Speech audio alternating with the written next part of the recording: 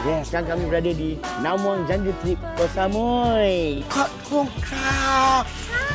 Bukan Redang. Yelah, I tahu. Dia tempat dia Koh Samui. Tahu, I cakap cantik macam Pulau Redang. In your eyes, I see you. When you see me, that means you see my eyes. Okay? Very good, di Mak. Mak. Dah rasa macam Tarzan. Jadilah pengalaman macam mana kita dapat rasa macam mana Tony Jaa bermain dengan gajah. Macam mana? Kat Suratani. Oh, mamak kau memang petani.